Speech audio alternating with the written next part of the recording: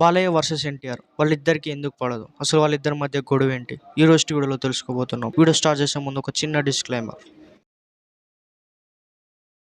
ఆ డిస్క్లైమర్ చదవని వారికి నేను చెప్పే డిస్క్లైమర్ ఏంటంటే, this video was purely based on rumours, not any facts or not officially announced. ఇక వీడియో స్టార్ట్ చేద్దామా?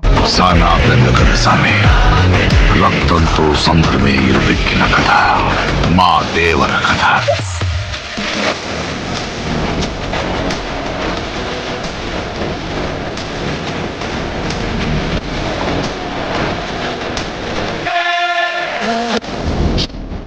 First of all, junior NTR was not born to lawful with wife of his father Harikrishna. అంటే కొంచెం మురుటుగా ఉండొచ్చు, ఆయన చెప్తా అందరికి అర్థం కావాలి కాబట్టి. అంటే సాంప్రదాయబద్ధంగా పెళ్లి చేసుకున్న ఫస్ట్ వైఫ్ కి అయితే పుట్టలేదు, సెకండ్ వైఫ్ కి పుట్టాడు అన్నట్టు. ఈ అర్థమైంది అనుకుంటా. సో వాళ్ళ మదర్ అయిన శాలిని నందమూరి గారిని మరియు జూనియర్ ఎన్టీఆర్ గారిని పక్కన పెట్టేశారు. There are rumours that Harikrishna and Shalini second marriage ఎక్కువ శాతం దాచుంచారంట. ఎందుకంటే అప్పుడు సీనియర్ ఎన్టీఆర్ గారు పాలిటిక్స్ లో ఉండడం వల్ల. అండ్ శాలిని గారిని జూనియర్ ఎన్టీఆర్ గారిని కంప్లీట్ గా బ్యాన్ చేశారు నందమూరి ఫ్యామిలీ నుంచి. అండ్ అప్పుడు చంద్రబాబు గారు కూడా ఫ్యామిలీలో ఇంక్లూడ్ అవుతారు, సీనియర్ ఎన్టీఆర్ గారి కూతురు పెళ్లి చేసుకొని.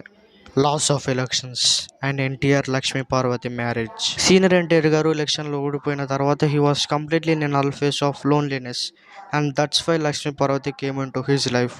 Senior NTR married Lakshmi Parvati. Disgust అంటే వాళ్ళ ఫ్యామిలీ మెంబర్స్ కి ఎవరికి ఇష్టం లేదు అది. And Lakshmi Parvati was a clever girl, sorry woman, ఎందుకంటే she knew that she can't win over senior NTR's family. So ఆమె ఆల్రెడీ నందమూరి ఫ్యామిలీ నుంచి బ్యాన్ చేయబడ్డా, అంటే వెలివేయబడ్డా శాలిని గారు మరియు జూనియర్ ఎన్టీఆర్ గారికి దగ్గరైంది. Remember, until then NTR family members including Balakrishna గారు కూడా స్టిల్ జూనియర్ ఎన్టీఆర్ గారిని బ్యాన్ చేశారు. దెర్ వాజ్ నో హార్టెడ్ కోపం ఏం లేదు, జస్ట్ బ్యాన్ చేశారు అంతే.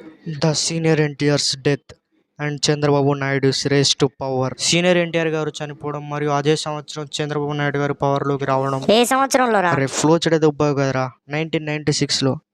అరే వాడి మైక్ కట్ చేయండి రా. Until 2004 mean to junior NTR was still alienated from family, and family really did not care about him. పట్టించుకోలే. The rise of junior NTR.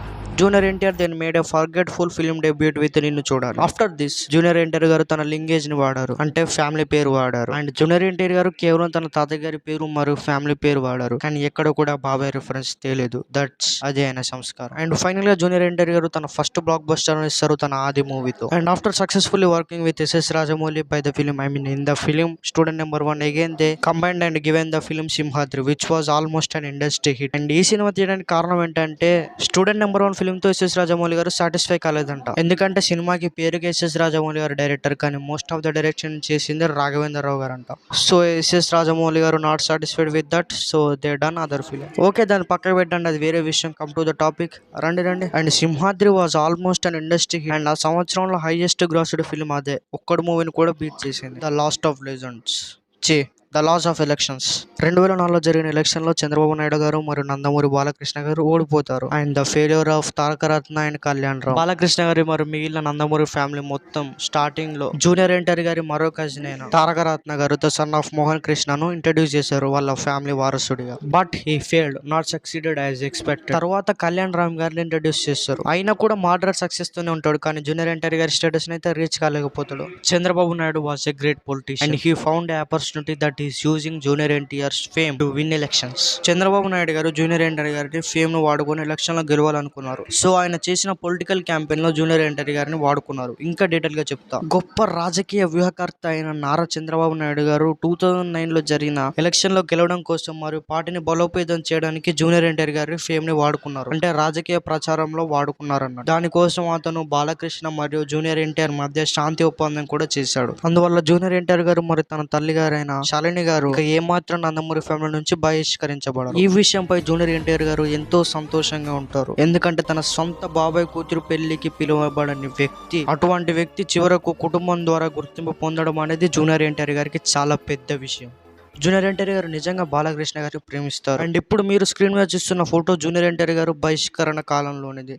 ఆయనకు బాలకృష్ణ గారు దండ వేసే అవకాశం లభించింది. చివరకు బాలకృష్ణ గారి కుటుంబం ఐక్యమత్యంగా ఉంది మరియు వాళ్ళు బాధ్యత వహించారు. దీనికి కారణం కేవలం చంద్రబాబు నాయుడు గారి పట్టుదల. ఆ తర్వాత బాబాయ్ అబ్బాయి స్నేహం ప్రారంభమైంది మరియు నందమూరి ఫ్యాన్స్ కి మంచి రోజులు వచ్చాయి. బాలకృష్ణ గారి అల్లుడు అంటే చంద్రబాబు నాయుడు గారి కొడుకైన లోకేష్ గారు కథలోకి ఎంట్రీ అవుతాడు. అండ్ ఈ పొలిటికల్ కథలో కనుక జూనియర్ ఎన్టీఆర్ గారు కొనసాగితే జరగబోయే విపత్తులేంటో ఆయనకు తెలుసు. ఆ విపత్తు ఏంటంటే ఈయనకు పొలిటికల్ కెరియర్ ఉండదు. ఎందుకంటే క్లారిటీగా చెప్తా వినండి.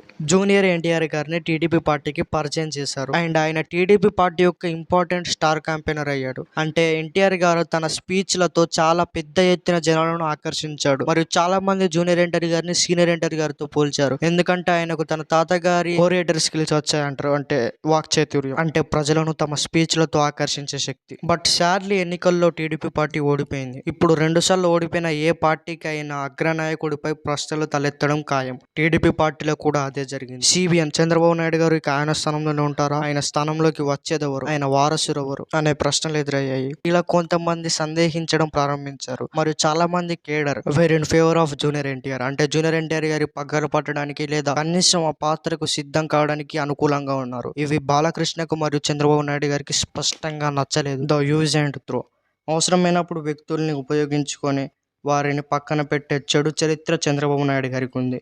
జూనియర్ ఎన్టీఆర్ గారి తండ్రి అయిన హరికృష్ణతో కూడా అలాగే చేశాడు మరియు సైలెంట్ చేశారు. ఇప్పుడు జూనియర్ ఎన్టీఆర్ గారిని కూడా సైలెంట్ చేయాల్సిన టైం వచ్చేసింది. ఒకవేళ సైలెంట్ చేయకపోతే అది ఆయన మరియు అతని కొడుకు యొక్క పొలిటికల్ ఆస్పిరేషన్, అంటే రాజకీయ ఆకాంక్షలను ప్రభావితం చేస్తాయి. ద డిస్మాంటిల్, జూనియర్ ఎన్టీఆర్ కు దగ్గరైన బాలకృష్ణ ఇప్పుడు తన కొత్త మేనల్లుడి ప్రేమ లేదా అల్లుడి ప్రేమ ఎవరిలో ఒక్కరిని ఎంచుకోవాల్సిన టైం వచ్చేసింది. అండ్ అది ఆయనకు అంత పెద్ద కష్టమైన పనేం కాదు. ఆయన స్పష్టంగా రెండవ దాన్ని ఎంచుకున్నాడు. కాబట్టి 2010-11 సంవత్సరం మధ్య జూనియర్ ఎన్టీఆర్ ని సైలెంట్ చేసేశారు మరియు టీడీపీ కార్యాలయానికి రావద్దని కోరారు. ఆ సమయానికి ఆయన బాలకృష్ణతో ఉన్న సాన్నిహిత్యాన్ని కోల్పోయారు. సో జూనియర్ ఎన్టీఆర్ గారు రాజకీయాలకి దూరంగా ఉండాలని నిర్ణయించుకొని రాజకీయ రహితంగా జీవించడం ప్రారంభించాడు. 2014 the death of Harikrishna and the victory of TDP.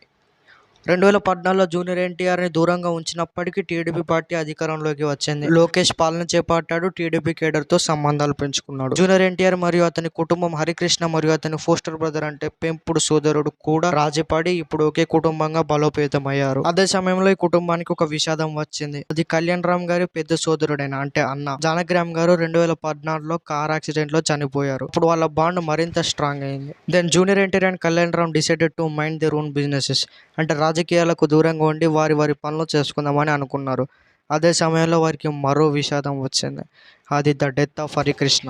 ఈ సమయంలో జూనియర్ ఎన్టీఆర్ కుటుంబం ముఖ్యంగా బాలకృష్ణకి ఇష్టమైన మేనల్లుడైన కళ్యాణ్ రామ్ చాలా ఒంటరిగా అయినట్టు భావించారు. ఇప్పుడు బాలకృష్ణ తన తమ్ముడి మరణంపై చాలా సెంటిమెంటల్ గా ఫీల్ అయ్యారు. He really felt sentimental about his death and he again reconciled with Kalyan Ram and junior NTR. Kalyan Ram మరియు జూనియర్ ఎన్టీఆర్ తో కలిసి రాజు పట్టారు. జూనియర్ ఎన్టీఆర్ ఇప్పటికీ దూరంగా ఉండాలని నిర్ణయించుకున్నాడు, కానీ కళ్యాణ్ రామ్ తన తమ్ముడిని ఒప్పించాడు. ఈ ఫోటో ఆ సమయంలోనిది అరవింద సమేత వీర రాఘవన్ ఫంక్షన్. దాని తర్వాత వీళ్ళు గొడవలని మర్చిపోయి కలిశారు. మొత్తం బాగా అయిపోయింది. ఎంతలా అంటే సీనియర్ ఎన్టీఆర్ గారు బయోపిక్ లో బాలకృష్ణ గారు సీనియర్ ఎన్టీఆర్ గారి పాత్ర పోషించారు. మన కళ్యాణ్ రామ్ గారు తన తండ్రి అయిన హరికృష్ణ గారి పాత్ర పోషించారు. ఇలా అంతా బాగుందన్న టైంలో సడన్ గా చంద్రబాబు నాయుడు కళ్యాణ్ రామ్ ని మరియు జూనియర్ ఎన్టీఆర్ సోదరి అయిన సుహాసిని ఎన్నికల్లో పోటీ చేయమని బలవంతం చేశాడు. కానీ ఈమె 2018లో ఓడిపోయింది. దీని వల్ల కుటుంబాల మధ్య మళ్ళీ ఘర్షణ మొదలైంది. లోకేష్ కూడా ఎన్నికల్లో ఓడిపోవడంతో టీడీపీ పార్టీ అధికారం కోల్పోయింది. ఇప్పుడు మళ్ళీ similar fear and concerns started due to voice raising asking for junior NTR's return. So దీనివల్ల సిబిఎన్ చంద్రబాబు నాయుడు గారి, లోకేష్ గారి, బాలకృష్ణ గారి పొలిటికల్ కెరియర్ మీద దెబ్బ పడుతుందని చెప్పేసి జూనియర్ ఎన్టీఆర్ గారిని మరియు కళ్యాణ్ రామ్ గారిని దూరం పెట్టేశారు. సో ఫైనల్ లో చెప్పొచ్చు ఏంటంటే వాళ్ళ పొలిటికల్ ఫ్యూచర్ కోసం వీళ్ళని దూరం పెట్టారంటావు. Yeah, just like that. So ఇది మన దేవర కథ. ఇది ఎవరిని ద్వేషించడానికి చేసిన వీడియో కాదు, జస్ట్ ఇన్ఫర్మేషన్ తెలియజేయడానికి చేసిన వీడియో మాత్రమే. సో ఈ వీడియో ఎప్పుడు ఉండదో తెలియదు, ఎట్లయినా స్ట్రైక్ చేసి తీసేస్తారులే. అరే మరిన్ని వీడియో స్ట్రైక్ చేస్తే అంత వ్యూస్ అండ్ రావులేరా, అంత ఎక్స్పెక్టేషన్స్ పెట్టుకోకు. నన్ను కొంచెం సేపు కూడా హ్యాపీగా ఉండనివ్వడు. సో వీలైనంత మందికి వీడియో షేర్ చేయండి. అండ్ రీసెంట్ గా ఆహాలో స్ట్రీమ్ అవుతున్న అన్స్టాపబుల్ షోకి అందరిని పిలుస్తున్నారు. జూనియర్ ఎన్టీఆర్ గారిని పిలవడం లేదని ఫ్యాన్స్ మళ్ళీ పాత గొడవలను తీస్తున్నారు. ఎనీహౌ, అండ్ వీడియో నచ్చితేనే లైక్ చేయండి, సబ్స్క్రైబ్ చేసి సపోర్ట్ చూపించండి. అబ్బా ఏం ప్రాసరా. Thank you. అండ్ మీకు ఇంకా టాలీవుడ్ ఇండస్ట్రీ పై లేక ఇంకా ఫిల్మ్ మేకింగ్ పై ఇలాంటి డౌట్స్ ఉన్నా కింద కామెంట్ చేయండి. ఖచ్చితంగా రిప్లై ఇస్తా. మీరు చేసిన కామెంట్ బాగుంటే వీడియో కూడా చేస్తా. నాకు ఏం పని లేదు, 24 గంటలు ఫోన్ పట్టుకొని ఉంటా. మీరు కామెంట్ చేయండి, ఖచ్చితంగా రిప్లై చేస్తా. ఓహో, అయితే సనీ లియోన్ వీడియోలు చేయడం ఎందుకు ఆపేసింది అనే దాని మీద వీడియో చేయరా. నరికేయాలి నా కొడుకుని, నరికేయాలి. ఎక్కడ నా కొడుకుని?